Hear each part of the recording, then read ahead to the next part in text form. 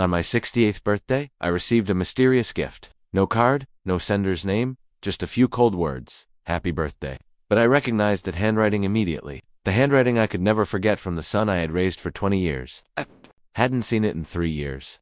I opened the box. A limited edition bottle of whiskey so beautiful you'd want to keep it as a display piece. But Ethan didn't know I had given up drinking 3 years ago because of my heart condition. Instead of opening it, I gave it to Robert Carson, his father-in-law. Just a bottle of whiskey. Or so I thought, until I learned that the gift had nearly taken both our lives, and that was only the beginning.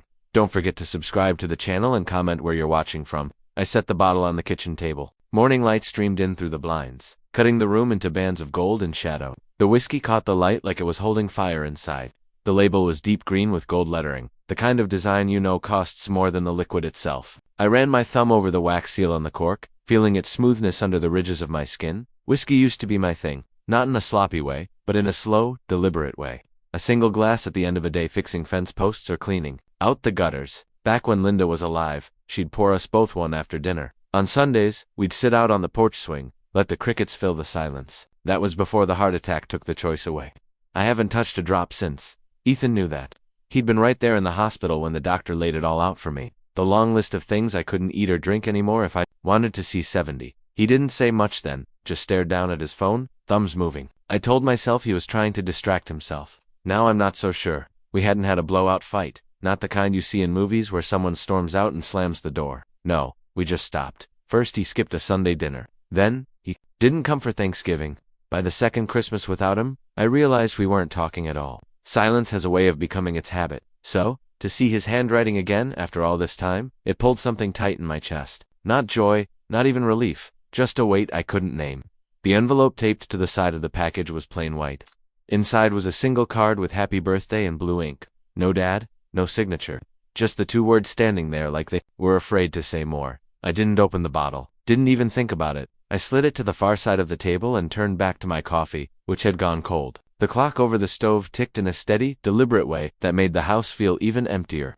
Robert Carson's face came to mind. Robert is the kind of man who's never shown up empty-handed or without a set of tools in the truck bed. 2 summers ago, after a bad storm stripped half the shingles off my roof, he was on a ladder by 8 a.m., hammer in hand, before I'd even had my first cup of coffee. He's the sort who doesn't wait to be asked for help. If anyone deserved something nice, it was him. And since I couldn't drink the whiskey myself, the thought of it gathering dust on my shelf felt wrong. Robert would open it, share it with friends, and give it a story to tell. That felt better than watching it fade behind glass. By mid-afternoon, the bottle was buckled into the passenger seat of my old Chevy. I don't know why I did that habit, maybe, but the idea of it tumbling around on the ride made me uneasy. The sun was tilting west, painting everything with that amber light you only get in late October. The fields along County Road 6 were starting to go brown, soybeans cut down. Too stubble. The air smelled faintly of smoke from someone's burn pile. Robert's place sits on a rise at the edge of town, a white clapboard house with a wraparound porch that always looks like it belongs in a postcard. I pulled up gravel crunching under the tires and killed the engine. He opened the door before I could knock, wearing a red flannel shirt and faded jeans, sawdust still clinging to his boots. His eyes went straight to the bottle in my hands. "Frank, what's this?" he asked, stepping forward. "From Ethan," I said, offering it to him. His eyebrows lifted. "Ethan sent you this?" "Yeah, figured you might enjoy it more than I would." He took it carefully, turning it to read the label. "This is something, Frank. This is the kind of bottle you put away for a special night." "Then make tonight special," I said, and meant it. He grinned. "I think I will. Thank you." It felt good to hand it off to see it land where it would be appreciated. I got back in the truck, the late light slanting across the dashboard. Driving home, I kept thinking about the bottle, not in a thirsty way, but in a curious way. Ethan never spent that kind of money without a reason. Hell, half the time when he was younger, he'd borrow cash from me for gas and forget to pay it back. So why now? Why? A gift that he knew I wouldn't use. The thought itched at the back of my mind as I pulled into the driveway. I shut it down. Not everything needs a reason, I told myself, but I didn't believe it. That evening, I made a pot roast, and the house filled with the smell of onions and carrots. The kind of meal that's better shared, though I ate it alone. The wall clock ticked its way toward 9. I was washing the last plate when the phone rang. Not to sell the line. Almost no one calls on that anymore. "Hello, Dad," Ethan's voice, smooth, casual, like no time had passed. I leaned against the counter. "Ethan, happy birthday," he said a beat too late to sound natural. "You got my gift?" I did. "Well, what you think? It's a nice bottle. Did you try it yet?" His tone shifted just slightly sharper at the edges. "No. I passed it along to Robert. Thought he'd get more use out of it." Silence, not a dropout, not static, just a long, heavy pause. You gave it to Robert. His voice had cooled. That's right. There was a sound like an exhale, slow and measured. Huh. Then the line went dead. I stared at the receiver for a moment before setting it back in its cradle. The clock kept ticking. My gut felt unsettled, not from the roast, but from something less tangible. The way he'd asked about the whiskey like it mattered in a way it shouldn't. I turned off the kitchen light and went to bed, but sleep came slowly. When I did drift off, it was light and restless, the kind that leaves you more tired when you wake. The next morning, I tried to shake it off, poured a fresh cup of coffee, sat down with the paper. But the phone rang again midday this time. Caller ID flashed a number I didn't recognize, but the area code was local. Mr. Dalton, a voice said when I answered. Yes, this is Linda Carson, Robert's wife. Her voice was tight. I thought you should know Robert's in the hospital. He collapsed this morning. They think it might be some kind of poisoning. The coffee in my hand went cold instantly. Poisoning? He was fine last night, she said. We had a drink with dinner, and this morning he could barely stand. The doctors are running tests. I didn't speak. My eyes went to the counter, to the empty spot where the whiskey had been less than 24 hours ago. Did he eat anything unusual? She asked. My mouth felt dry. No, but I gave him a bottle yesterday. Whis from Ethan. There was a pause. In the background, I could hear hospital noises, monitors beeping, and a cart squeaking down a hallway. I'll tell the doctors, she said finally. If you think of anything else, anything, call me. I promised I would. Then hung up. I stood in the kitchen, the house silent around me. The October light had turned pale and flat. I didn't move for a long time. When I finally did, it was to walk to the trash bin. Something white caught my eye near the bottom, a small plastic vial, like the kind vitamins come in. No label, just a faint dusting of powder, clinging to the inside. I didn't remember throwing it away. I picked it up. The cap was screwed on tight. I went to the fridge. On the middle shelf sat a mason jar with about half a cup of whiskey in it, left over from pouring Robert a taste before I'd given him the bottle. I hadn't even remembered keeping it until that moment. My hand shook as I took it out and set it on the counter next to the vial. Gary and I had served together, 30-odd years ago, and now he ran a small veterinary lab on the edge of town. He owed me a favor from a few winters back when I'd pulled his truck out of a ditch. I called him. Gary, I need you to test something for me, quietly. What is it? Whiskey. And maybe something else. He didn't ask more questions, just told me to meet him after closing. That evening, I drove out to his lab, the mason jar wrapped in a paper bag on the seat beside me. Gary met me in the parking lot, lab coat over a sweatshirt, the smell of disinfectant faint in the air. This is the kind of thing I'm going to regret, he asked. Just tell me what's in it, I said. He nodded, took the bag, and disappeared inside. I sat in the truck with the engine running, watching the light fade from the sky. The radio was off. My thoughts went back over the last 24 hours, retracing every step. The handwriting, the bottle, Ethan's voice when I told him I'd given it to Robert. That long, heavy pause, my stomach tightened. Gary called the next day, just after noon. Frank, you're not going to like this. There's something in the whiskey. White snake root. In the right dose, it'll stop a man's heart. I closed my eyes. The phone felt heavy in my hand. You said Robert drank this. Yes, you didn't. No. He let out a slow breath. Then you might have just dodged a bullet. And that's where the first part of this story ends. Not with answers, but with a question that would take me places I never thought I'd have to go. Because, the moment I hung up, I knew Ethan had sent me more than a gift. He'd sent me a message. I used to think there was no sound worse than the phone ringing in the middle of the night. Turns out, there is. It's the phone ringing when you already know deep down, the news will be bad. When Gary hung up after telling me the whiskey had white snake root in it, the world around me went very still, like the house was holding its breath. I didn't sit with it. I grabbed my jacket from the back of the chair, slid my truck keys off the hook by the door, and headed for St. Luke's. The drive into town was all stoplights and empty intersections, the kind of late morning where the sun looks bright but gives no warmth. I parked in the far corner of the lot, out of habit, and walked fast, one hand in my pocket, the other pressed to my ribs like I could steady whatever was shifting inside me. Hospitals all smell the same. Something sterile cut with burnt coffee. And the light is always too white. A volunteer pointed me to Robert's room. He didn't look like the man who climbed my roof without being asked. He looked lighter, washed out his skin, a shade paler than the pillow under his head. The monitors at his bedside hummed and blinked in time with a slow, stubborn heartbeat. Linda was in a plastic chair pulled as close as it could get. She had that look I've seen 100 times, the one people wear when they're waiting on something that refuses to hurry up and be over. Frank, she said, getting up. Thank you for coming. How is he? They're trying to stabilize his heart rhythm. Her hands were clasped together at her chest, not praying, but as if holding air tight would keep it from leaking out of her. They said they found signs of a plant toxin. They're running more tests. I stepped closer to the bed. Robert's mouth was part of the line of breath, and a line of breath out. His hair, always combed back neatly, had fallen toward his forehead in a way that made him look younger and more fragile at the same time. I didn't belong here as family, not on paper. But blood isn't the only measure of closeness. Sometimes it's the person who shows up with a hammer and a smile before you've had time to worry that your roof might leak. Did he eat anything unusual last night? I asked, or drink anything he doesn't normally? We both had one glass with dinner. She looked at me, the question already there. The bottle you brought. He said it was the nicest whiskey he'd ever tasted. He wanted to save the rest for something special. My jaw set without me telling it to. I need you to tell the doctors exactly that I said. Tell them it was new, unopened, and tell them I can get them a small sample from the same bottle. She reached out like she might take my hand, then changed her mind and gripped the rail instead. Frank, what is this? Do you think I don't know what I think I said, which was only half a lie? But I'm going to find out. The doctor came in, a man in his 50s, with a face that had learned not to react. He explained in quiet, practiced tones about rhythms and enzymes, and observation. He didn't say what he didn't know, and he didn't know a lot yet.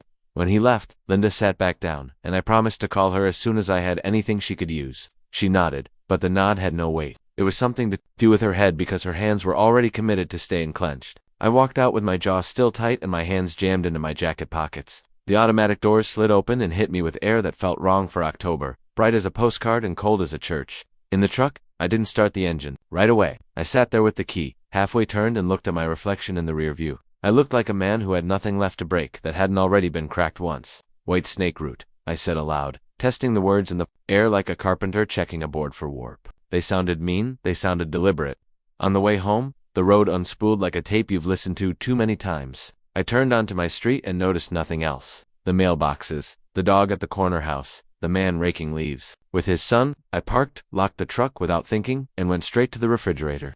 The mason jar with the splash of whiskey was still there on the center shelf, hidden behind the milk. I held it up to the light and watched the liquid curl against the glass when I tilted it. You wouldn't know by looking. You never do. All the worst things come dressed like something harmless. I put the jar down next to the sink and crossed the trash. I tossed that little white vial in yesterday. I hadn't taken the bag out. I'm an old man living alone, and my trash doesn't fill as fast as it used to. I lifted the lid, looked and felt my body go still. The bag had been lifted and put back the wrong way around, and the vial was gone. I looked at the door.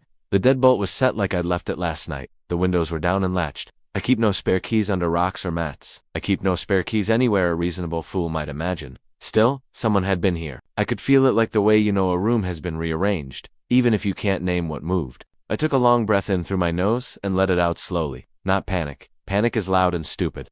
I needed something quiet and useful. I picked up the phone and called Gary. It's gone, I said when he answered. What is the little vial I told you about? Someone took it out of my trash. I didn't move it. I know what my own hands have done in my own house. He didn't tell me I might be mistaken. Gary understands the cost of ignoring what your gut already knows. You need to get law enforcement looped in, he said. I can document what's in the whiskey. But that vial would have been clean proof of handling. I know, I said. I will. And Frank? Yeah, don't let whoever did this think you're sleeping on it. I'm not, I said, and ended the call. I made coffee I didn't want, and sat at the table with a legal pad. The act of writing steadies me.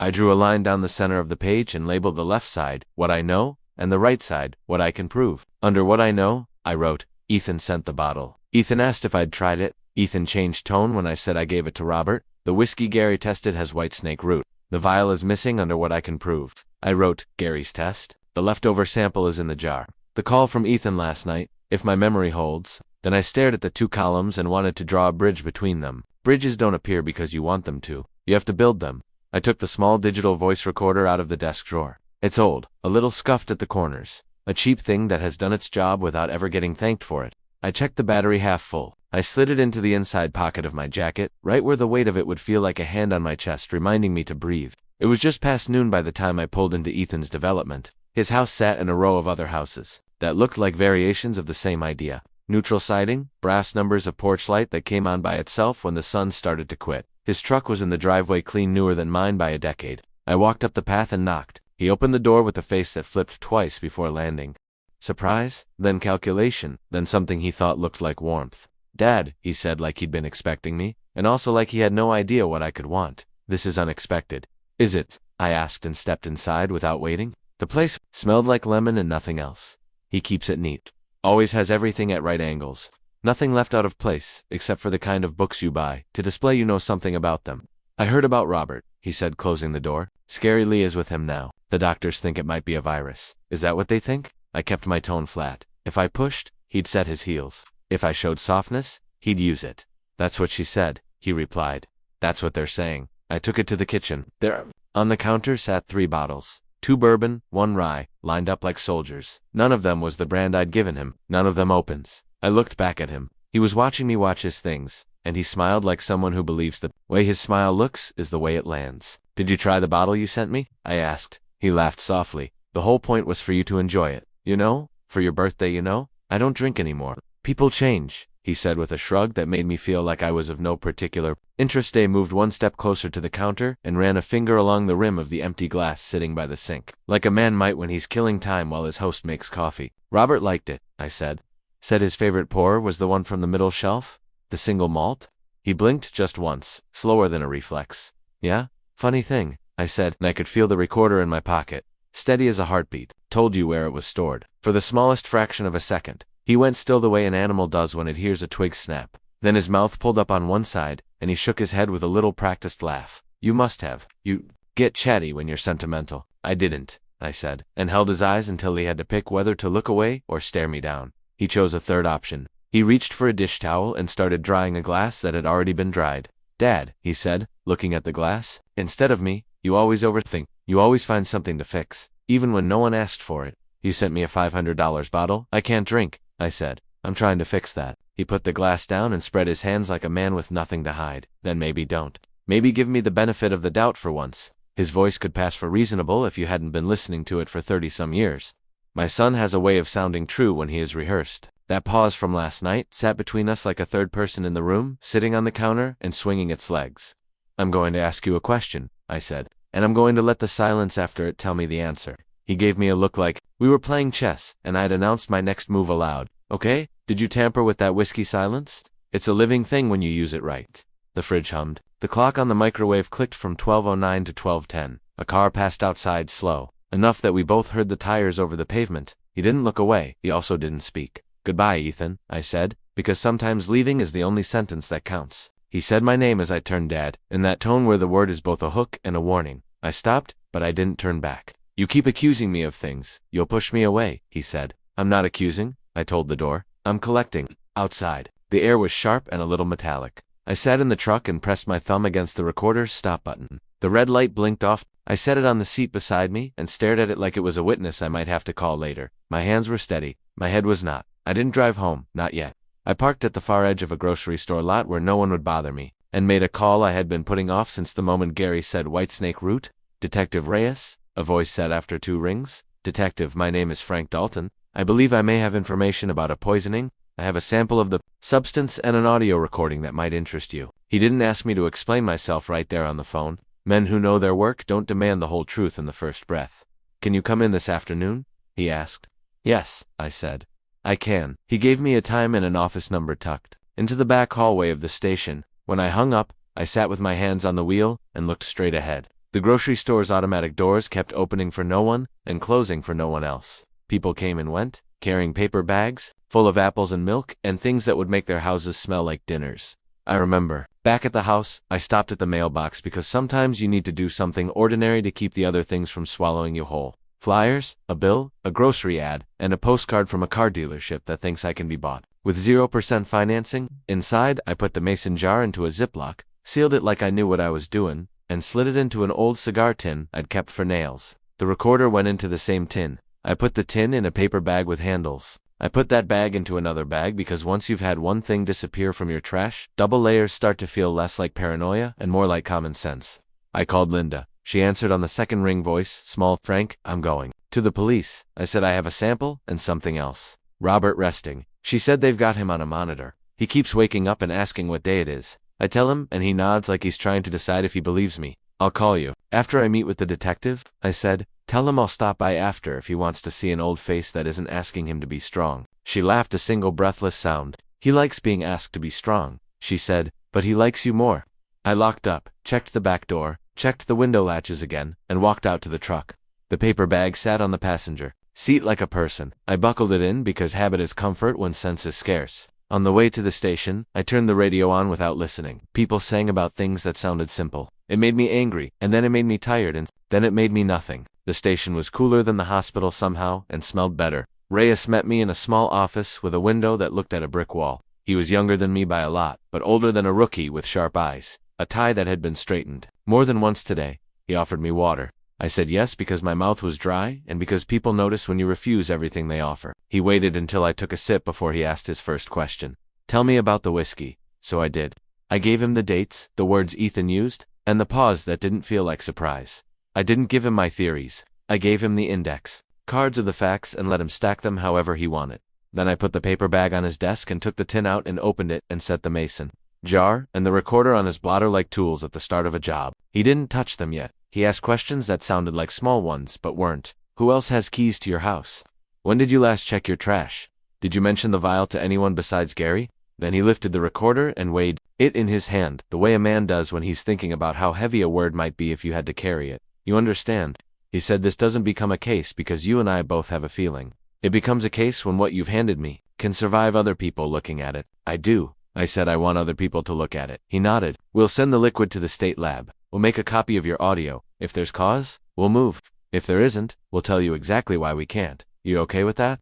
I am, said, and meant it. I'm not in the business of wanting the wrong man punished. I'm in the business of wanting the right truth told. When I stood to leave, he said my name like he was picking it up to see how it felt. Mr. Dalton. Yes. Don't speak to your son again until I tell you to. If he reaches out, note the time and what he says, and keep your answers shorter than his. Questions? I nodded, surprised by the feeling that someone else was finally willing to carry a corner of the weight I'd been holding outside. The afternoon had gone a dull, gray kind of bright, the kind that hurts your eyes more than it lights your way. I drove to the hospital. Linda was in the same chair, and the same machines were singing their quiet electronic lullaby. Robert looked more like himself by degrees. His skin had a little color back, and his mouth was less tense around the breath that came and went. I put my hand on the rail, and his eyes cracked open. You look like hell, he whispered. You should see yourself, I said, and he smiled with just the left side of his mouth. The way men do when smiling takes too much of the rest of their face. I heard you're making friends with the police, he said. I'm trying to make sure they're on our side when they show up, I said.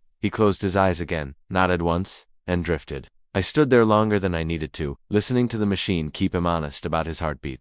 Linda whispered things that don't belong to anyone but them. I stepped out into the hall and called Gary to thank him for moving faster than I had any right to ask. He told me that's what friends were for, and to watch my back. I told him I would. At home, the house had the gall to be exactly as I'd left it. The quiet sat in the rooms like a guest who refuses to go home. I made myself an omelet I didn't finish, and washed the pan because some things you do just to prove to yourself you're still the same person who does them. I went to the hall closet, pulled down the fireproof box from the top shelf, and opened it on the kitchen table. It held the papers of a life birth certificates, the deed to the house, and Linda's rose gold wedding ring I haven't been ready to part with. I added a post-it to the inside lid whiskey sample with police. Do not discard. I don't know who the note was for. Maybe it was for me. I slept on the couch with the hall light on. I hadn't done that since the night after my heart attack, and my chest didn't like the way those two facts looked. Standing next to each other, I woke before dawn because the body remembers old alarms. I made coffee and didn't drink it. I listened to the house breathe. When the sun finally decided to show itself, I called Linda and told her I'd be by around noon. She said the doctor thought Robert would be moved out of the critical unit if his numbers kept behaving. Behaving is a word for toddlers and heartbeats. I like the sound of it. By 10 a.m., the phone rang again. Unknown number. I let it go to voicemail because I'd learned something important yesterday. You don't owe anyone an answer before you're ready to give it. The message came in after the second ring. I waited, then pressed play. Dad, it's me. Ethan's voice pulled tight like a wire. We need to talk. Sooner is better than later. He paused. Call me back. I didn't. I wrote down the time and the exact words and put the note in the fireproof box, because sometimes you need to make your evidence. I looked out the window at my yard, which refuses to stay green no matter how much a man waters it. The porch swing creaked once, no wind I could see. The day was too quiet again. If you want me to say I wasn't afraid, I won't. Fear isn't a thing I hide from anymore. It belongs to the truth the way nails belong to wood. They hold it together. I stood there in the kitchen with my hand on the back of a chair and knew this much without writing it down. Whatever this was, it had passed the point where a father and a son could fix it at a table by talking slower and gentler than the last time. It had passed the point where a bottle was just a gift and a hospital was just a place that happens to other people. It was going to get worse before it got better, and I was going to keep walking toward it. One room, one phone call, one steady breath at a time. There's a kind of silence that doesn't sit still. It paces, it taps the edge of your coffee mug, it watches the phone on the counter, and counts to 60 with you, then starts over. Detective Reyes told me not to talk to my son, so I didn't call Ethan back. I wrote down the time of his voicemail like it was a license plate I needed to remember. In the morning, I did exactly what the detective asked, and still the house felt watched. I left the phone on the hallway table and walked the rooms with my hands behind my back, not because I expected to find anything, but because men like me don't sit when we can stand. Don't rest when there's a job undone. The October light came in thither today. A white sheet hung over the sun. I checked the back door, the window latches in the garage side entrance, with the stubborn lock you have to lift while you turn. All fine, all normal. Normal is not the same as safe. I made a second pot of coffee. I didn't drink it, and opened the fireproof box on the kitchen table. Inside the deed, a stack of insurance forms. Linda's ring, the index card where I'd copied the exact words from Ethan's message. I added another card, Detective Reyes, 2:30 p.m., underlined twice. All morning, I had been holding off on calling the station back. Not because I was hesitant, but because I wanted to show up with a day's worth of steadiness in me. Before I left, I took one more slow circle of the house.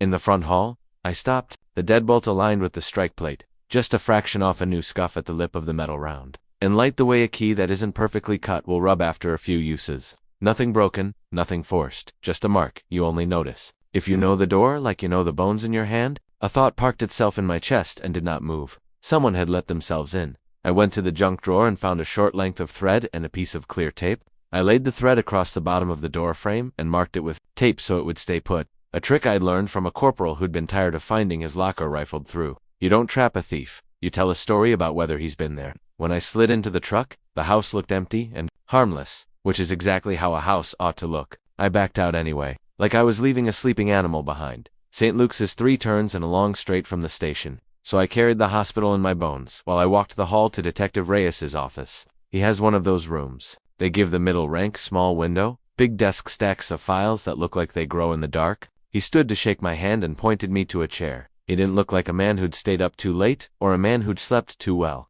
He looked like a man who knew what to do with a clean fact. "Thank you for coming in, Mr. Dalton," he said, "and for the samples yesterday. We've sent them to the state lab. Your friend Gary's preliminary results match what we saw. We're treating this seriously." "I assume seriously has levels," I said. He almost smiled. "It does. Right now it means we're gathering corroboration. The hospital's talks panel, your audio, the chain of custody on your sample." He slid a legal pad toward me. "I want your timeline in your own words. When you received the package, when you gave it to Mr. Carson, when your son called, when you discovered the vial was missing." I told him straight, watching his pen move. He didn't interrupt except to check a time or a day. When I finished, he tapped the pad with the side of the pen and leaned back. "You said the trash bag had been disturbed, turned around the wrong way." I didn't move it. "Any sign of forced entry?" "No." "Anyone else with keys?" "No spares hidden?" "No one I've given one to recently. My late wife had hers. My son had one when he was younger." "When's the last time you saw it in his possession?" The answer? Wanted to be a lifetime ago.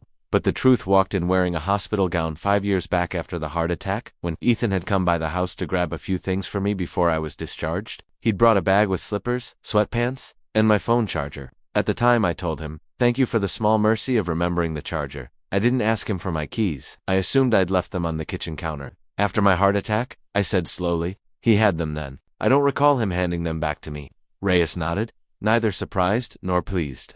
"If someone entered without force, that helps explain the missing vial." "Did anyone else know about the vial?" "Just Gary. I'll ask him to document his conversation with you just to show we're not inventing a thing after the fact." He flipped the pad closed. "Mr. Dalton, I'm going to say this plainly. Don't meet your son. If he invites you anywhere, let me know. If he shows up, call us.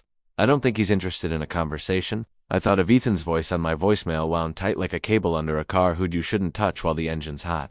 "I'll do exactly what you say." He slid a card across the desk. "My cell, if you sense something is off call. I'd rather be wrong twice than right too late." "I appreciate that," I said standing. He did too. On the way out, the building smelled like copier, toner, and floor wax. I took the stairs down to flights and stopped on the landing to breathe. I wasn't out of breath.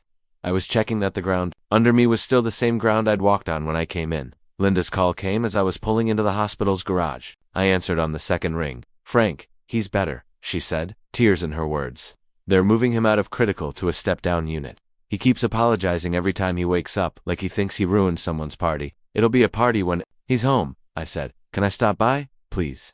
Robert looked color-washed, but solid, propped up now, eyes clearer.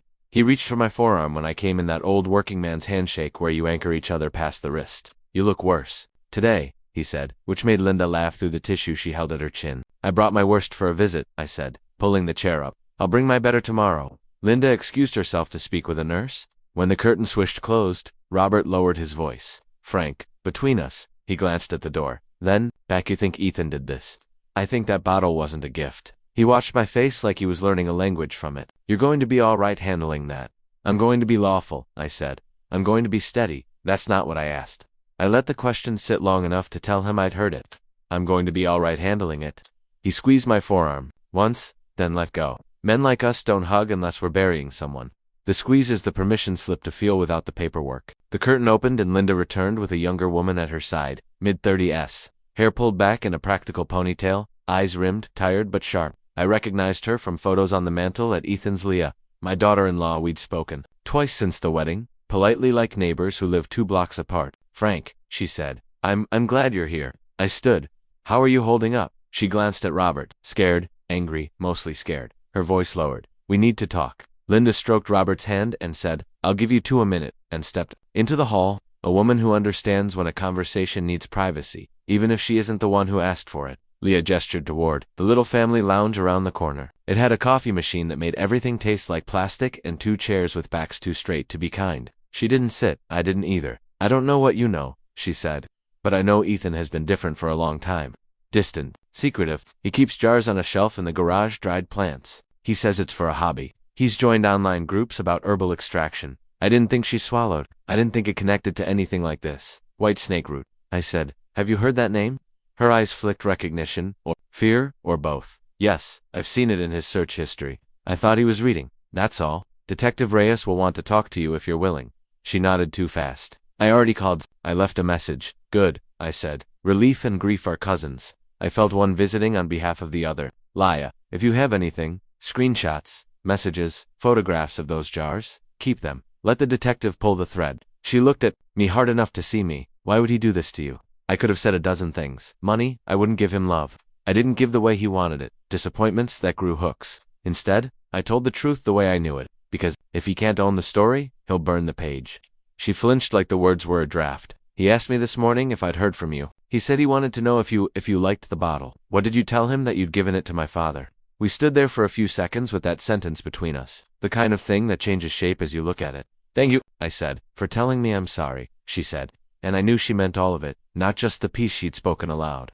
We went back to Robert's room and said gentler things about the weather and football and the kind of soup the cafeteria tries to call chicken noodle. I left when the nurse came to check his monitors, promising to bring magazines and pretending that mattered to the outcome. On the way home, I stopped at the hardware store. I bought 2 new deadbolts and a package of those little stick-in alarms that scream if a door opens when they're set. The clerk rang me up and made a comment about winter coming early. I said something about needing to get ahead of it. He bagged the locks like they were groceries and told me to have a good day. We say that to each other. Have a good day, if the day will listen. At home, the thread I'd taped across the doorframe was exactly where I'd put it, intact. I stepped over it and closed the door behind me with a soft click. I'd thought about calling a locksmith, but putting in the deadbolts myself felt like making my bed in a strange motel. If I do it, maybe I can lie my head down without all the noise. I installed the first lock on the back door, then the second on the front, screwing the plates in slowly and firmly. The muscles in my forearms familiar with the angle and the push. The little alarms went on the door frames with a sound like a bandage peeling off. I set them and opened the door to hear the shrill proof they'd work. They did good. By the time I finished, the sun had dropped enough to pull long shadows across the floor. I heated a can of soup and ate it standing up with the bowl cubed in my left hand and the spoon in my right. Old habits less to wash that way. The phone buzzed on the hallway table. I didn't jump. I walked to it at the speed of a man going to answer his door. Unknown number again. I let it buzz. It stopped. Seconds later, a text appeared. Ethan, we need to talk face to face today. A second text followed before I could think about the first. Ethan, don't make this worse than it is. I put the phone down like it might burn me. I wrote the time and the texts exactly as they'd come in on an index card and added the card to the fireproof box. Then I took Detective Reyes' card from my wallet and dialed. He picked up on the second ring. Reyes, it's Dalton. I said he's asking to meet. Do not, he said the 2 words, clean as a gate closing. Forward me the texts. I'll log them. If he calls, let it go to voicemail. He left one earlier. I've transcribed it. Good. Keep doing that. I hesitated. Detective, would you come by and take a look at my front door? I think someone's used a key that wasn't mine. I can send an officer to photograph and document. I'll come by if I'm clear in the next hour. He arrived 40 minutes later with a young uniform named Patel. They photographed the strike plate. The tiny scuff where the key had scraped the thread, taped low like a trip line. Reyes didn't make a face. He doesn't look like a man who enjoys being right, but he also doesn't waste energy pretending he's surprised when he isn't. Do you have the original set of keys? He asked. I went to the hall closet and pulled down the small tin where we'd kept extras 20 years ago. Inside 2 brass keys marked front and back in my wife's neat lettering. A male key and a key that shouldn't. Had been there a copy with no marks, cut a hair off center so it sat awkwardly in the tin. My stomach cooled. This wasn't ours. I said we never labeled it. We label everything. Reyes had Patel bag it. We'll see if we can pull prints, he said. No promises. Keys aren't friendly to fingerprints. Do what you can. I said, I'd like every little thing in this story to stop pretending it's not connected to the rest. When they left, the house felt different. Not safer, not less watched, just witnessed.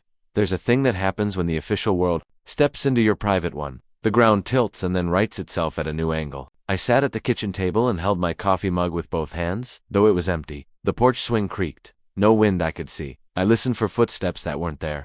I set the phone to do not disturb and put it face down. When I was a boy, I thought adulthood meant no one could tell me what to do now. It means I've learned who to listen to. Around 9, a car idled outside long enough that I got up and walked to the window. Headlights washed over the porch and then slid on. I stayed by the window until I heard the sound fade. It might have been nothing a teenager lost a delivery driver checking an address. It felt like something that wanted to see if I'd twitch. I didn't sleep. I lay on the couch with the hall light on and my boots by the door. I'm too old for heroics. I'm not too old to be ready. Just before dawn, the phone buzzed again. Voicemail. No ring. I'd forgotten the do not disturb. I played it with the volume low. Dad, you're making a mess of this. Ethan's voice said quieter than before, like he was in a place where he didn't want the walls to hear him. You went to the cops. That's not smart. We could have handled this. You're not thinking straight. He hung up. I wrote it down.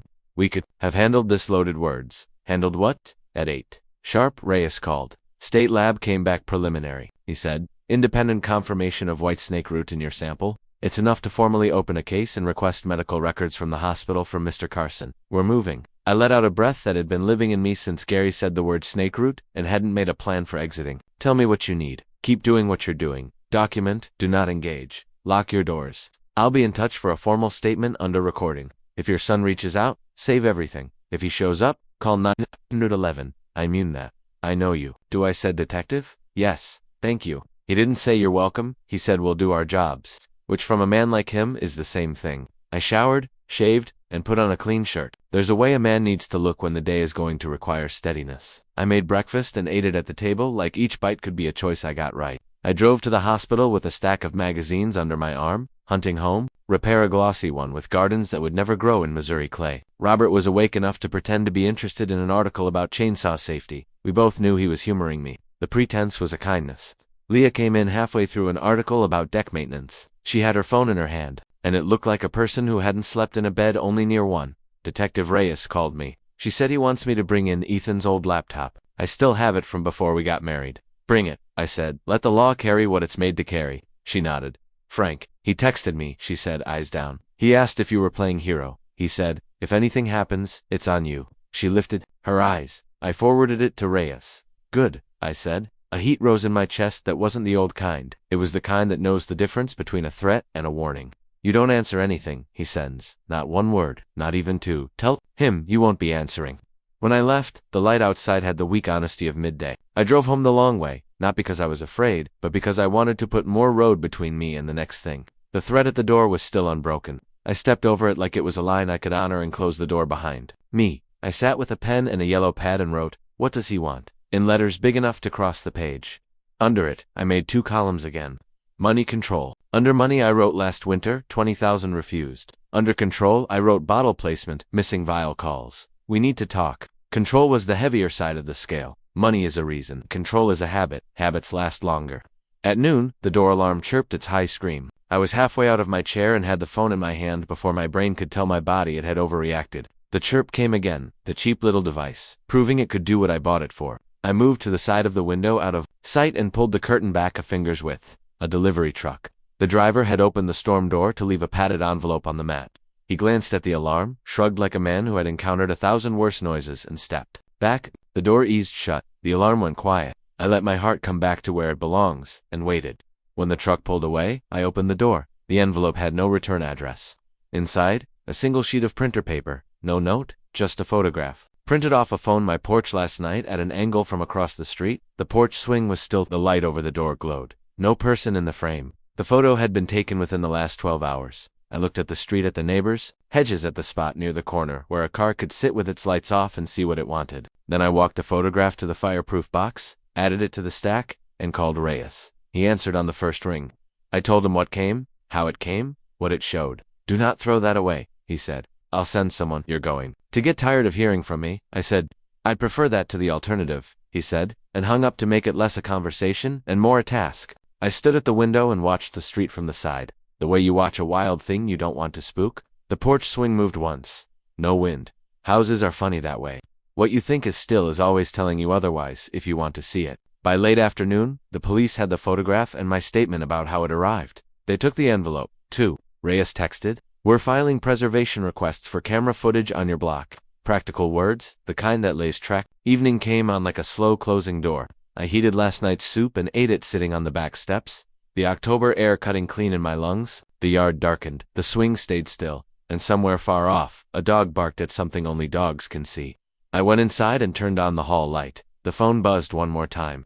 "Ethan, you think they'll keep you safe from what you started? Call me." I did not. I copied it word for word and slid the paper into the box. The box closed with the soft final sound it always makes. I set it back on the highest shelf, the way a man sets a weight where he can't trip over it in the dark. I stood there and listened to the house talk to itself. The settle and sigh of wood, the thin whine of the refrigerator motor, the tick and talk of a clock that has no idea what time means. I thought about the first time Ethan said Dad in a way that made my heart want to stand up and salute, and the last time he said Dad in a way that made it want to sit down. It was full dark when I finally stretched out on the couch. I put my hand flat on my chest and felt my heart working slow, steady, professional. A long time ago, a doctor told me I'd know if I was in trouble. Tonight it felt like the most honest thing. I owned, I don't know if sleep came or if the night just decided to have mercy, but when the phone rang at 6:12 a.m., I was ready. I answered on the first ring. Mr. Dalton Reyes said no. "Hello, State Lab confirmed. We're filing for a warrant." I closed my eyes and saw the porch swing the white thread across the threshold. The photograph of my own house from across the street. I saw a bottle catching the morning light like it was shame in a glass.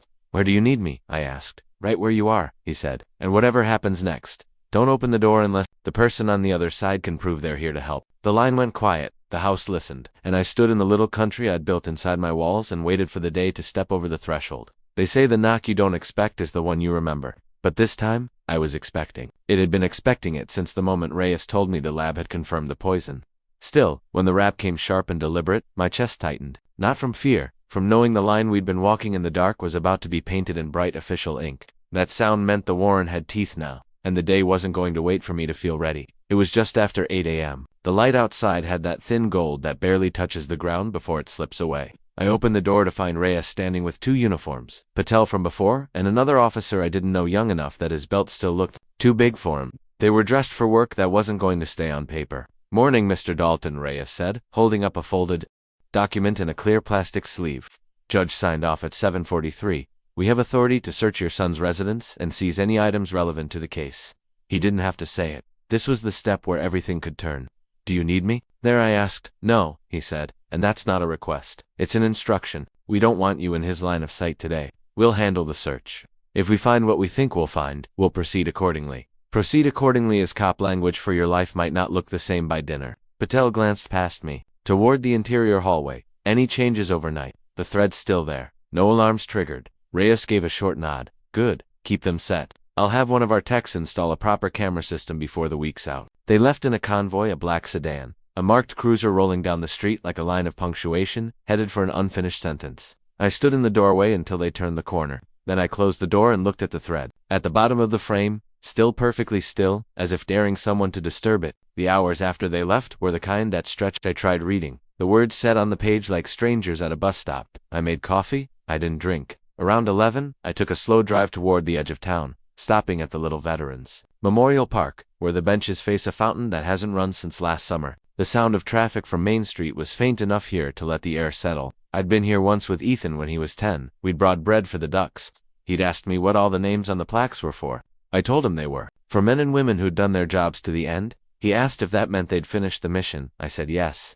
He didn't ask me what the mission was. Sometimes I think that's the part I should have explained. By 1 o'clock, I was back home sitting at the kitchen table with the phone face up. I wasn't expecting him to call me. Ethan's not the call when you're cornered type. He's the type to show up unannounced, forced the conversation onto his terms. That's what had Reyes worried. At 117, the phone buzzed. Not a call, a text from Leah, they're here, there. I'm in the bedroom with the door shut. I can hear them going through the garage. Stay inside, don't interfere, you're safe with them there. No reply came back. I pictured her sitting on the edge of the bed, hands clasped, listening to boots on concrete and the sound of cardboard boxes being moved. I knew that sound. It's the sound of someone looking for the truth without caring if they wake the house. At 2004, Reyes called, we found it. I let the words land. Found what? 3 mason jars labeled with masking tape, WSR Rutok and tincture. 2 of them contain dried plant material consistent with white snake root. The third contains liquid. We'll send it to the lab for confirmation. We also found handwritten notes on preparation methods, dosage estimates, and he paused. And what? An envelope addressed to you, unsealed? Inside a short letter, your name at the top, the words, you'll understand why when it's over at the bottom. Nothing in between but a drawing of a tree with its roots circled. The kitchen felt colder. He left me a message in case the bottle worked. That's what it looks like, Rahia, said voice. Even we'll log it, bag it, and photograph everything. Leah is cooperating fully. She's given consent to search shared digital devices. Do you have him in custody? Not yet. He wasn't home when we arrived. We're putting out a locate. I gripped the phone tighter.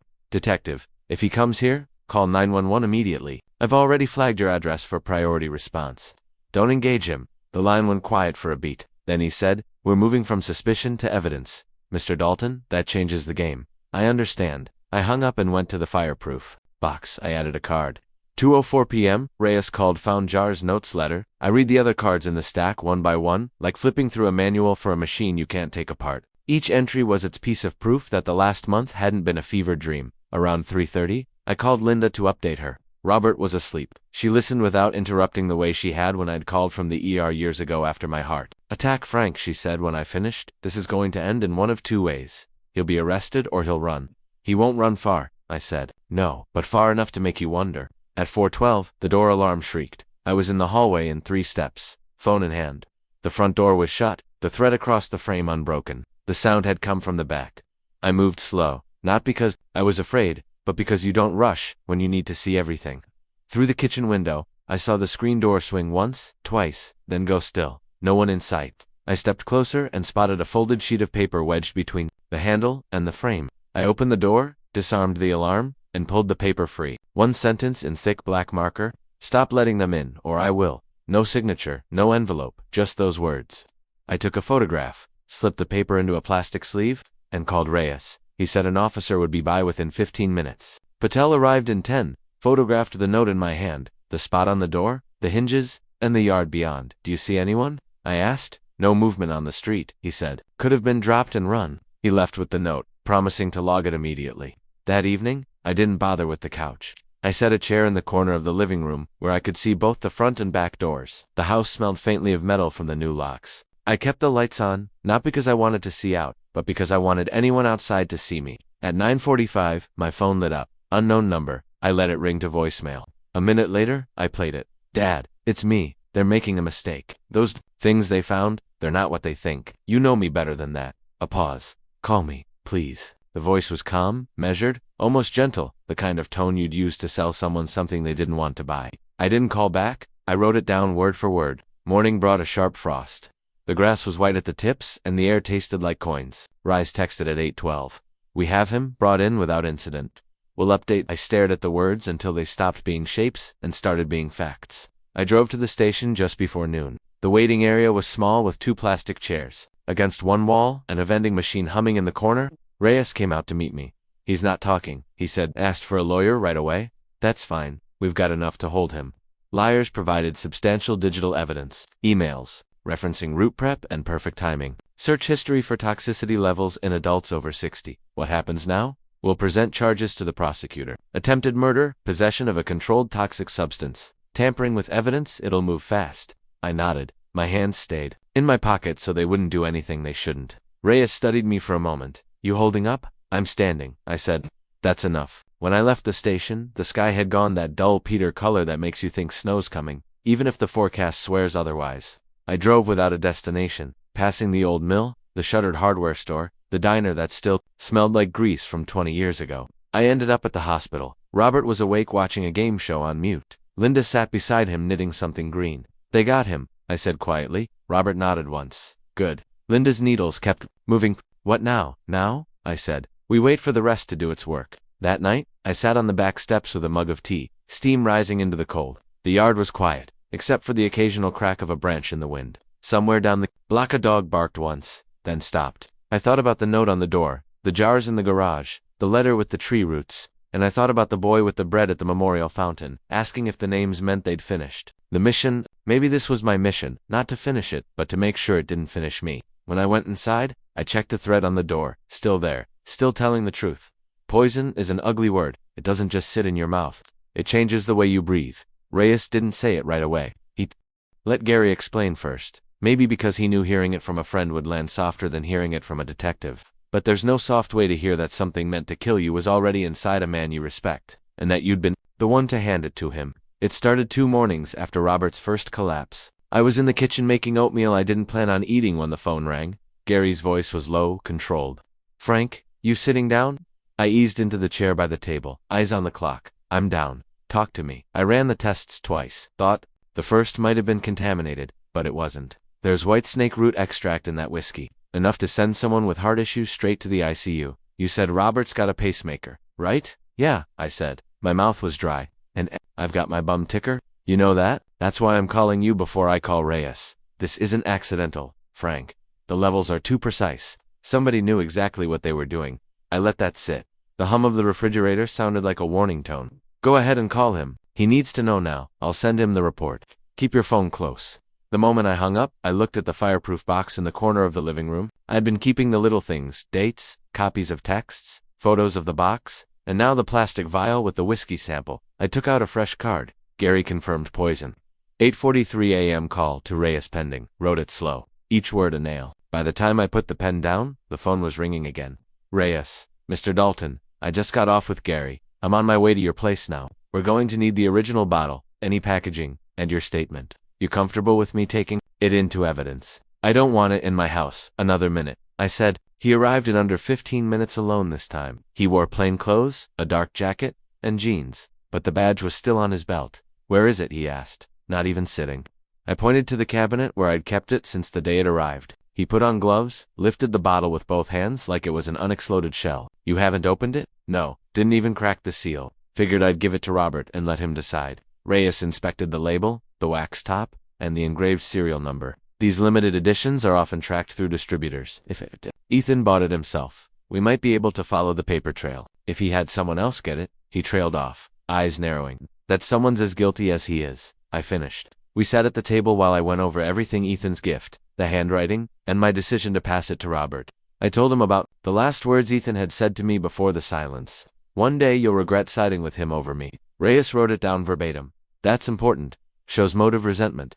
Motive's not new, I said. Method is. Later that afternoon, I went to see Robert. He was sitting up, pale but alert, the TV on low. Linda was by his side knitting something dark blue. They found something in the whiskey. I told him quietly. Robert's brows pulled together like bad storage. Like poison, I said. White snake root. Gary tested it twice. Linda's hands froze mid-stitch. Frank, I'm sorry, I said. I didn't know. God help me. I didn't know. Robert shook his head. Don't blame yourself. You didn't pour it in there. No, I said, but I put it in your hands. Driving home that evening, the weight in my chest wasn't just for my heart condition. It was knowing that every mile I drove was a mile closer to whatever came next. Ethan had crossed a line you don't uncross. Not just with me, but with his own wife's father. At a red light, I caught myself gripping the wheel so hard my knuckles were white. I thought about the day he was born, the first time he'd wrapped his tiny hand around my finger, and I thought about the hand that had written those cold words on the package. The next day, Gary called again. Frank. I dug a little deeper. White snake root isn't exactly common in bulk. There are agricultural controls. Someone had to grow it or get it from a controlled source. So, not just some wild plant he picked off the side of the road. Nope. And the way it was processed, extracted, reduced, blended into the whiskey. It's careful work, like someone was testing how much they could use without changing the taste. That detail chilled me more than anything. Testing meant practice, and practice meant intent. Reyes came by in the evening with an update. We've got probable cause to get a search warrant for Ethan's property, garage shed, and any storage units. The judge will need the lab confirmation from our team. but Gary's report gets us most of the way. Do it fast, I said. He's not the type to wait around if he smells trouble. Reyes studied me. Mr. Dalton, when this moves forward, it's going to get ugly. Are you ready for that? I thought about Robert's pale face. The monitors beeping beside his bed. Ugly's already here. That night, the house felt too quiet. I double-checked the locks, the thread I'd strung low across the inside of the front door frame, and the motion sensor light in the back. A habit from my service days, always know if someone's been where they shouldn't. I sat at the kitchen table, with the fireproof box open, reading through my cards like chapters. Each one was its piece of the story. I wondered what the last card would say. Just after midnight, a noise woke me, a soft clink like glass on wood. I got up, moved to the living room. Through the front door's frosted pane, I saw a shadow moving away down the steps. By the time I opened the door, the street was empty. At my feet was a small square box wrapped in brown paper. No ribbon this time, no note. I didn't touch it. Called Reyes instead. He told me to step away, wait for an officer. When Patel arrived, he crouched to inspect it, then whistled low. Feels like another bottle, he said. Another whiskey. He nodded. Could be something else. They took it without opening it in front of me. The next day, Reyes confirmed it wasn't whiskey, just an empty decanter. But inside, where liquid should have been, was a folded piece of paper with 2 words. Next time, that was the moment the case stopped being about evidence alone. It was about time. How much of it did we have before he tried again? The morning after Reyes called early, Judge signed the warrant. We're serving it tomorrow morning. I want you to stay put. Keep your head down. Not my first rodeo, I said. Maybe not, but it might be your last if you're not careful. That day dragged like a bad leg. I kept myself busy fixing a loose hinge on the back gate, tightening the screws. On the porch rail, busy work just to keep from staring at the road, waiting for a truck I recognized. Around 5, Linda called. Robert's coming home tomorrow. Doctor says he's stable. That bit of good news didn't lighten me much. If anything, it made me more aware of what we'd almost lost. By nightfall, I'd set out a fresh card for the box warrant, signed, "Search tomorrow." I sat in the chair by the front window, watching the last of the light drain from the street. The lamppost flickered on. Somewhere a dog barked twice and fell silent. I thought about the word Gary had used, precise, about how someone can use precision for building or breaking, and how my son had chosen the latter. I didn't sleep much. Every sound seemed louder. Every shadow seemed closer. When the first light came, I poured coffee. I didn't drink, sat at the table, and waited for the phone to ring. It rang at 7:43. Reyes, we're rolling. And with that, Part 5 ended, not with an answer, but with the sharp intake of breath before one. They say you can't prepare yourself to see your child in handcuffs. I wasn't seeing it yet, but I knew it was coming. What you can prepare for is the silence. The moment when the truth starts climbing out of the dark corners, and you realize it's not going back in. At 7:43 a.m., Reyes had said, "We're rolling." By 8:15, I was sitting 2 blocks from Ethan's house, watching from behind the cracked windshield of my old Ford as the black and whites pulled up in front of his driveway. I hadn't told Reyes I'd be there. He'd have told me to stay home, but there's a difference between being warned and being scared off. This was my fight, too, even if I wasn't holding the warrant. Ethan's place sat on a corner lot, the kind of suburban box with vinyl siding and a lawn too perfect to be natural. I watched as 2 officers approached the door, Reyes right behind them. One knocked, a long pause. Then the door opened, and there he was, my son, wearing a faded St. Louis Cardinals t-shirt and a face I barely recognized. I couldn't hear the words, but I saw the stiff way he crossed his arms, the half-step back when Reyes held up the paper. The officers entered, and Ethan followed, jaw tight. I stayed. In the truck engine, off hands on the wheel, the minutes stretched. I imagined the sound of drawers opening, boxes sliding across shelves, the rustle of paper. I'd been in enough searches during my service years to know the rhythm. Quick sweep, then slow sift. My phone buzzed. A text from Reyes. Found something. Will update. That something came into view 20 minutes later when an officer carried a plastic evidence bag to the patrol car. Even from where I sat, I could see the label, same brand, same cereal style as the whiskey Ethan had sent me, only this one was half empty. I didn't move, didn't breathe, almost because finding that bottle wasn't the end. It was the beginning of the end. At 9:05, Reyes stepped outside, scanned the street, and spotted my truck. He walked over, leaned down to the open window.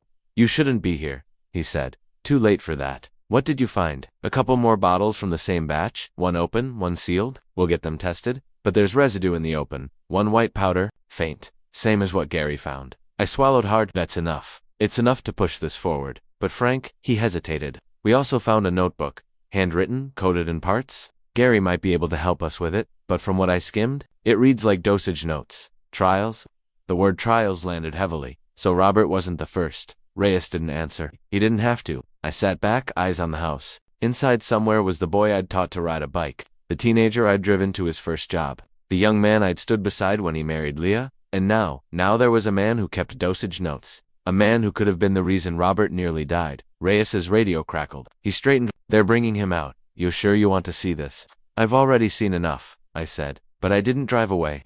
The front door opened. Ethan stepped out, flanked by 2 officers. His wrists were cuffed in front of him, his chin-high eyes cold. He scanned the street until they landed on me. Our eyes locked. No words, no nod. Just that stare. The kind you give someone you once knew but no longer claim. They put him in the back of the cruiser. I stayed put until the car pulled away. The reflection of the morning sun catching on the glass. Reyes came back over. He's going downtown. We'll book him. Start the interview. He'll probably lawyer up. I know, I said. What about the notebook? I'll get it copied before it goes into full evidence. If you're up for it, you can see if any of the dates match something you remember.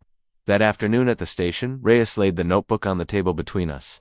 The handwriting was Ethan's unmistakable loops on the G, the way he pressed hard enough to dent the page. Some entries were dated with numbers beside them. Others were symbols, a triangle, A, an asterisk. Gary joined us via speakerphone, his voice crackling through the line. That triangle? That shorthand for half dose in some veterinary circles. And the asterisk usually means observe for delayed effect. I flipped to a page dated 6 months ago. Next to the date was a single word test, then a triangle, then RC. My stomach turned. RC, Robert Carson. Reyes wrote it down. So, he's been thinking about this for months? 2 pages later, I saw another set of initials. FD, my own. Next to it, no triangle, no half dose, just a solid number bigger than the rest. Gary's voice was quiet. That's a lethal dose.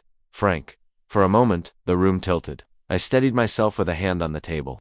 So, Robert wasn't the only target. No, Reyes said. You were the other. I drove home in silence. The notebook's images burned into my mind. Every meal, every drink I'd had in the last year replayed in my head, looking for moments he could have acted. I thought of that whiskey bottle sitting in my cabinet for days before I gave it to Robert. I thought about what would have happened if I decided to drink just 1 glass for old time's sake. By evening, the local news had it. Local man arrested in alleged poisoning attempt. They didn't use Ethan's name yet, but the description was enough for anyone who knew us to fill in the blanks. Linda called. The neighbors are talking. Robert's furious, says if Ethan shows his face at the house again, she trailed off. You okay? Not really, but I'm not dead. That's something. That night, I opened the fireproof box again, added a new card, FD initials and notebook, lethal dose, slid it in next to the others. The box was getting full. I sat on the porch, the air heavy with summer heat, thinking about the difference between justice and closure. Justice can come in a courtroom. Closure, that's trickier. 2 days later, Reyes called early. Frank, his lawyer's angling for a deal, claims Ethan didn't know the whiskey was tainted, that he bought it from a friend and didn't check it. But with the notebook, that's a hard sell. What happens if he pleads out lighter sentence? Maybe no trial, but it's still prison time. Question is, do you want to see him in court? I looked out at the street, the same one Ethan had learned to ride his bike on, and thought about the weight of my answer. They say every man has a line he won't cross. I used to think mine was family. No matter what Ethan did, I told myself I'd never push him so far he couldn't find his way back. But that was before the whiskey, before Robert in a hospital bed, before I found my initials in that notebook next to a number that meant you don't wake up. Now the line felt like a chalk mark in the rain, fading fast. The morning after Reyes called, I didn't get out of bed right away. The ceiling fan ticked slowly overhead, and my mind kept circling the same thought. If I say yes to a trial, I'll be the man who put his son in prison for a long, long time. If I say no, I'll be the man who let him walk after trying to kill me. Either way, there's no going back. By 9 a.m., I was at the station. Reyes was in the interview room, leaning over a stack of papers. Across from him sat Ethan's lawyer, a wiry man with silver hair and an expression like he'd already won. Ethan wasn't there. They'd kept him in holding. Reyes waved me in. Frank, this is Mr. Caldwell. Caldwell stood, shook my hand, his grip dry, and calculated. Mr. Dalton, I appreciate you coming in. I think we can resolve this in a way that spares everyone the unpleasantness of a trial. I sat. You mean in a way that spares Ethan? His smile didn't flinch. He's prepared to admit to mishandling the bottle carelessness, not malice. In exchange, reduced charges, no attempted murder. He'd serve some time, but not much. And the notebook, I asked, an exercise in paranoia. Caldwell said smoothly, our position is that it's fiction scribbles, nothing more. I looked at Reyes. He didn't say a word, but his jaw tightened. I leaned back. Do you know what it's like to read your initials next to a lethal dose, Mr. Caldwell? To see that written by the kid you taught to fish, the one you drove across the state so he could try out for his first baseball team? For the first time, Caldwell's gaze dropped. We're talking about avoiding a public spectacle, Mr. Dalton. I let the silence stretch. The ticking wall clock felt louder. Finally, I said, "I'll think about it," and I walked out. In the hallway, Reyes caught up. "You don't have to decide today, but Frank, if you go for trial, we've got enough to make it stick. The DA is ready to file the full charges." "What would you do?" I asked. Reyes sighed. "I don't have skin in your game, but if it were me, I'd make sure the next person he hands a drink to doesn't end up in the ground." That night my phone rang. It was Robert Carson. His voice was still weak but steady. "Frank, I heard about the deal they're offering him. Word travels fast. You can't take it, Robert. No. Listen to me. If you do, he'll think he can come back from anything. Next time, it won't be whiskey. It'll be something no one catches in time. Maybe it'll be you. Maybe it'll be someone else he's decided doesn't deserve to be here." I closed my eyes. The truth in his voice was like gravel, rough, but solid.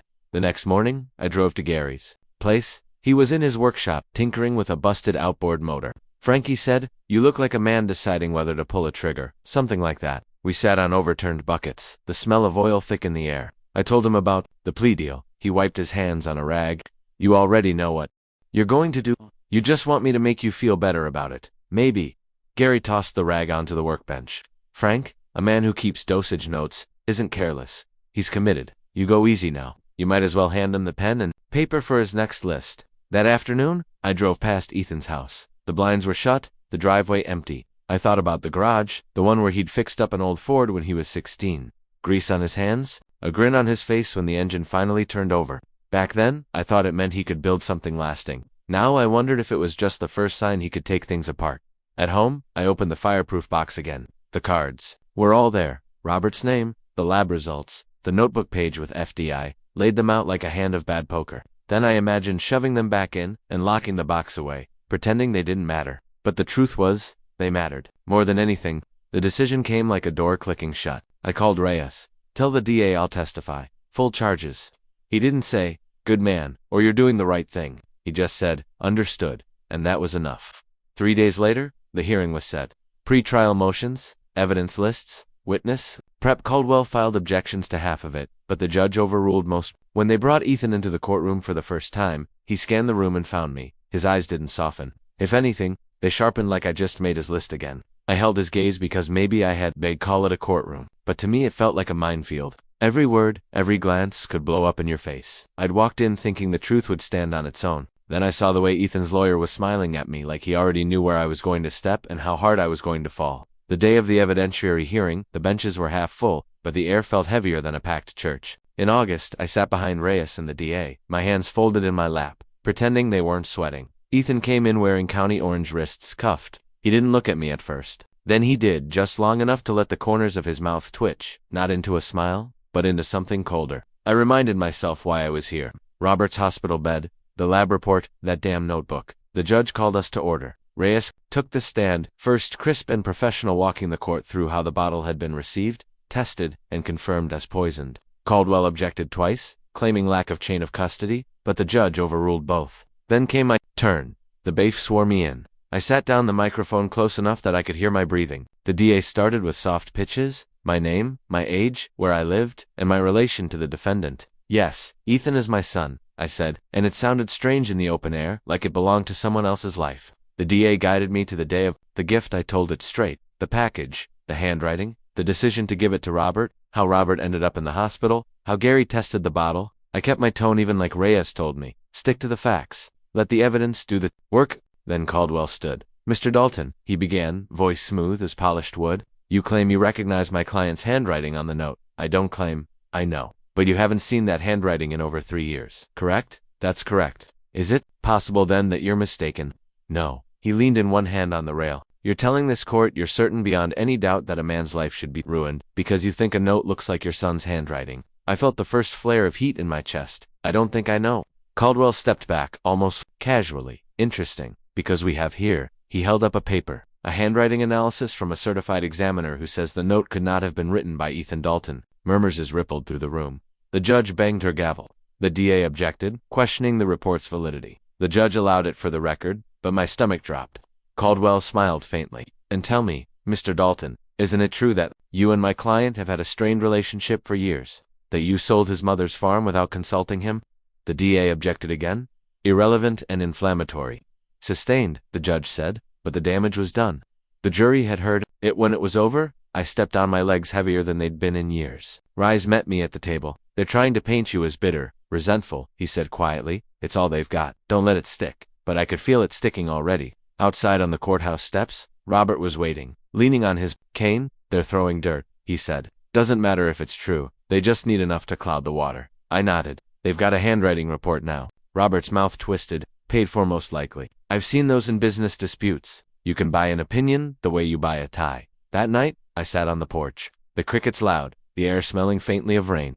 I kept replaying Caldwell's questions. Each one had been aimed at making me look like a bitter old man with a grudge, not a father trying to survive his own son's betrayal. I poured myself a glass of water, stared at it for a long time. 3 years without whiskey. And yet here I was feeling like I'd swallowed something that burned just as bad. The next morning, Reyes called. Frank, I've got something, he said. We pulled text records from Ethan's phone. There's a string of messages to a contact saved SRC, the night before Robert got sick. Robert Carson. Not exactly. We traced the number. It's a burner phone bought 2 towns over. But the texts, Frank, they read like instructions. Dosage, timing, and here's the kicker. They match the compound Gary found in the whiskey. I felt the knot in my chest loosen just slightly. Does the DA have it?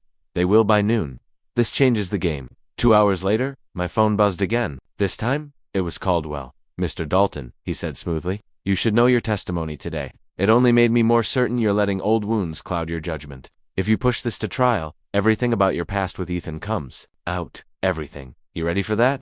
It wasn't a threat in tone, but in content, it was sharp as a knife. I didn't answer right away. I just let the silence stretch until he finally hung up. That evening, I drove out to the lake.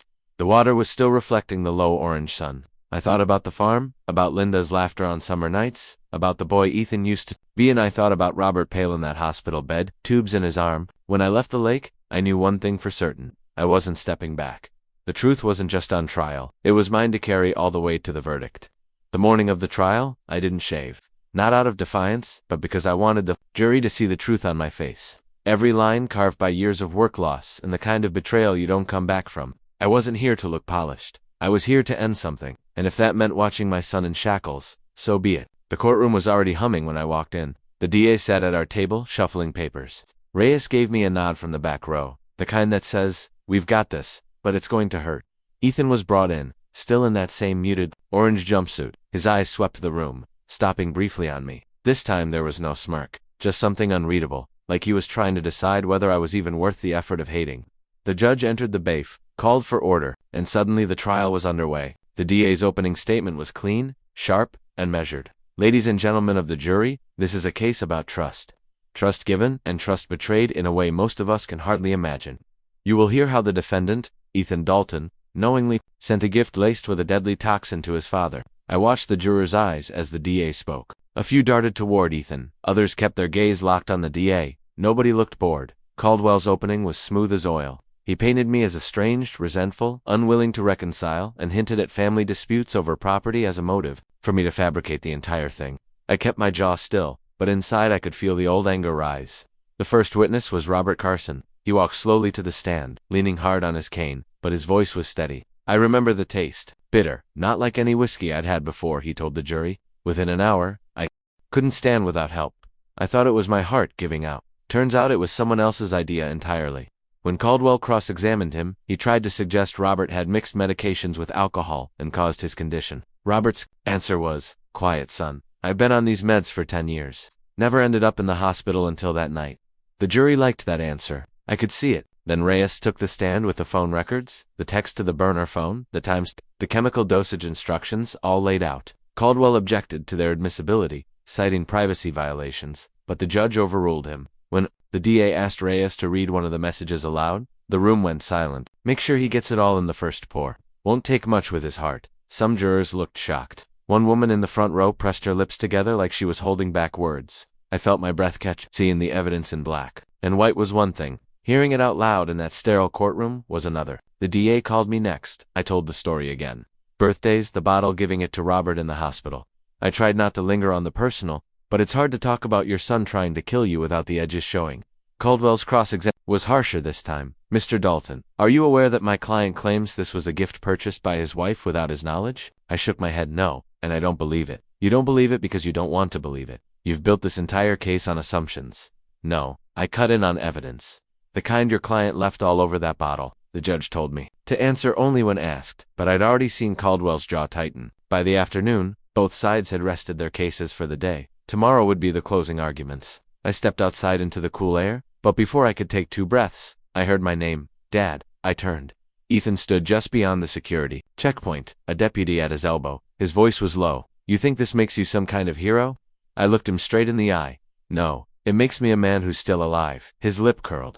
This isn't over. The deputy pulled him away before I could answer. That night, Ray has called. You should know, he said. Caldwell filed a motion for mistrial claims. New evidence wasn't disclosed in time. Will it stick? Not with this judge, but it's a scare tactic. They're trying to rattle you before tomorrow. I didn't say it out loud, but I knew they weren't just trying to rattle me. They were trying to see if I'd flinch. The next morning I put on the same jacket I'd worn to Linda's funeral. Not out of sentiment, but because it reminded me what real loss feels like. Whatever happened in that courtroom today, I'd already survived worse. When the judge called for closing arguments, the DA's voice was like steel wrapped in velvet. You have heard the testimony, you have seen the evidence, and you have read the words the defendant sent to his accomplice. This was no accident.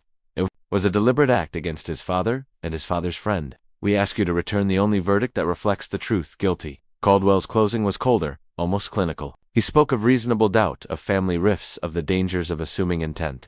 But when the jury left to deliberate, I saw something in their faces. Fatigue maybe, but also certainty.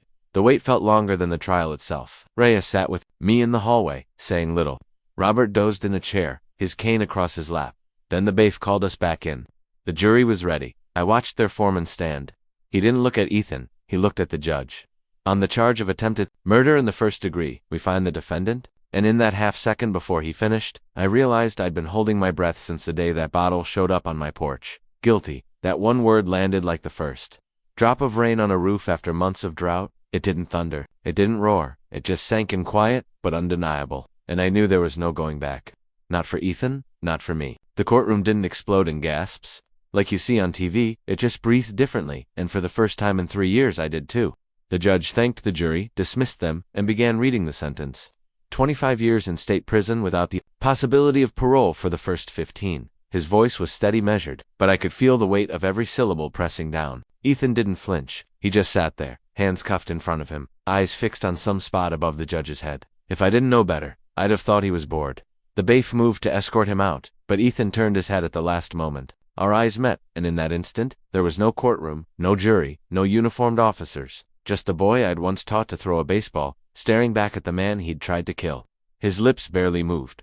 This isn't the last chapter. Then, he was gone. I thought relief would flood in, but it didn't. What came instead was a hollow ache. Justice had been served on paper, but nothing on paper could glue back the pieces of what had shattered between us. Robert Carson put a hand on my shoulder as we walked out. You did what you had to do, Frank. Don't let anyone tell you otherwise. I nodded, but I didn't answer because there was a part of me that still wondered if I'd lost more than I'd won. Outside, the air was sharper than it had been that morning. The sky had that late autumn brightness where the sun feels close, but the wind cuts right through you.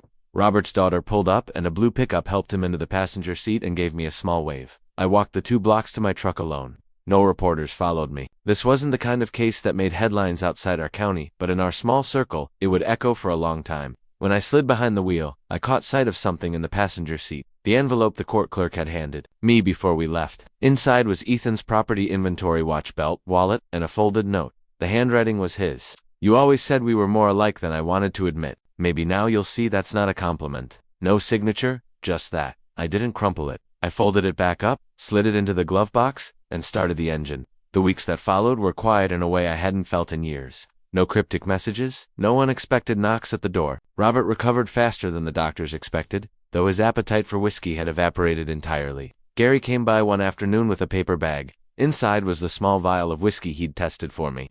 Thought you might want to keep it, he said, not as a trophy, as a reminder. I put it next to the glass I'd saved, the one Robert had drunk from that night. Together, they looked almost innocent, like props in a still life painting. But I knew better. 2 months after the verdict, Detective Reyes stopped by on his way home from a fishing trip. He leaned against my porch rail, the late sun catching in his sunglasses. They found out where the poison came from, he said. Wasn't Ethan's idea, at least not originally. My jaw tightened. Who his wife's cousin works in landscaping, knows how to extract whitesnake root. He thought he was doing Ethan a favor, but Ethan's the one who decided to send it to you. It didn't change the facts. It didn't undo anything, but it did confirm what I'd felt in my bones. Ethan hadn't acted in a vacuum. Betrayal has roots, and sometimes they run deeper than blood. That winter, I finally fixed the porch swing. The same swing I'd sat on the morning that the package arrived. The chains didn't creak anymore. The boards didn't splinter. One cold afternoon, I sat there with a cup of black coffee, watching the sun drop behind the bare trees. On the small table beside me was the glass, the vial, and a single manila envelope labeled, "Do not open," in my handwriting. Inside was everything: photos of Ethan as a boy, the court documents, and the note he'd left me. One day, maybe I'd decide whether to keep it or burn it. For now, it stayed sealed. People think revenge ends when the gavel falls, when the guilty are led away. But the truth is, revenge is just the surface. Beneath it are the years you can't get back, the conversations you'll never have, of the family dinners that will stay, empty chairs and cold plates. Justice gave me safety. It didn't give me peace. But as the wind shifted and carried the smell of wood smoke from somewhere down the road, I realized something: peace isn't given, it's built. One quiet afternoon at a time, one decision not to look back at a locked door. I raised my coffee cup to the empty yard. Two endings, I said aloud, and whatever comes after. Thank you for joining me on this journey. If you like this story, please like this video, subscribe to the channel, and share your impressions of the story in the comments. To listen to the next story, click on the playlist now showing on